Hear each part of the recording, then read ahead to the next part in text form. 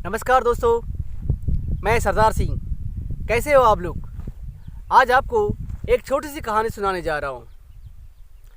एक समय की बात थी, दोनों दोस्त रहा करते थे। वे दोनों साथ में पढ़ते थे और साथ में पढ़ते हुए वो कोचिंग लिया करते थे।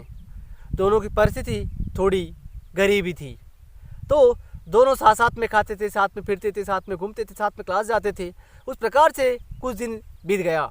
वे दोनों बड़े हो गए और बड़े होने के बाद, उनकी पढ़ाई होने के बाद, वे अपने अपने रास्ते पर निकल चुके थे।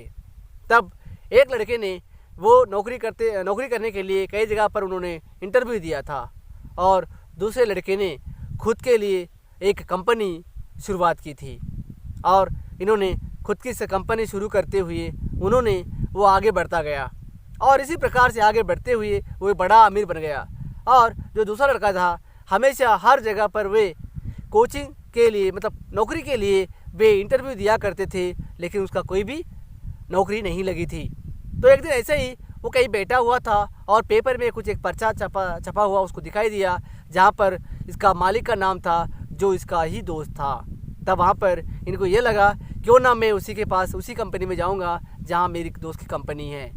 और जाकर दोस्त से मिला तो दोस्त को मिलकर बहुत खुश हुआ और इन्होंने भी, दूसरे लड़के ने जो भी इसको, जिसकी कंपनी है, उस लड़के ने इसको गले लगा लिया। और दोस्त बताओ कैसे हो? तो उन्होंने कहा कि मुझे नौकरी चाहिए और नौकरी चाहिए। इस प्रकार से कहने पर, अरे बताओ, तू मेरा दोस्त है, तुझे कौन सी नौकरी चाहिए, कौन से स्टेटस पर आप रहना चाहते हो, कौन सी स्थाई पर आप नौकरी चाहिए? उस प्रकार से उसके दोस्त ने कहा। तब यहाँ पर वो बहुत खुश हुआ और इस प्रकार से वहाँ पर वो एक मैनेजर की नौकरी के तौर पर काम करने लगा था। ऐसे ही कुछ दिन बीत गए। कुछ दिन बीतने के बाद एक बार ऐसा हुआ कि दोनों टाइम पास वहाँ पर बैठे हुए थे, दोनों आपस में से बातें कर रहे थे। तब ये जो जिसके पास वो नौकरी करता था, वो लड़का, उन्होंने एक क्वेश्चन उसके ऊपर डाल दिया और क्वेश्चन उन्होंने ये पूछा कि क्या फ़र्क है हम दोनों में, क्योंकि हमने साथ में पढ़ाई की है, हम साथ में रहते थे, सब कुछ हमारा साथ साथ में हुआ, लेकिन तुम्हारी कंपनी है और मैं तुम्हारी कंपनी में नौकरी कर रहा हूँ, तो इस दोनों में क्या फ़र्क है, इस विषय में क्या फ़र्क है? ऐसा कुछ उन्होंने क्वेश्चन करने के बाद यहाँ पर जो जिसकी कंपनी है, वो लड़का उनसे पूछने लगा था। पता है एक बार क्या हुआ था कि जब हम कोचिंग जाते थे, उस समय एक बार रास्ते में जाकर हमको ये याद आया कि हमने फ़ैन ऑफ नहीं किया था। तब आपसे मैंने कहा था कि चलो हम जाकर फ़ैन ऑफ करेंगे और बाद में कोचिंग को जाएंगे। तो आपने ये कहा था, हमारा क्या जाने वाला है, वो मकान मालिक का जाएगा, तो चलो जान दो।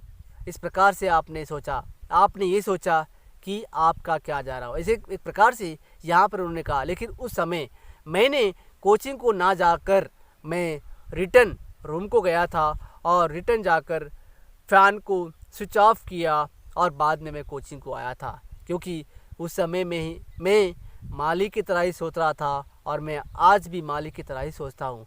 उस समय आप एक नौकर की तरह सोच रहे थे, इसी कारण आप उस ताई पर हो और मैं इस ताई पर हूँ।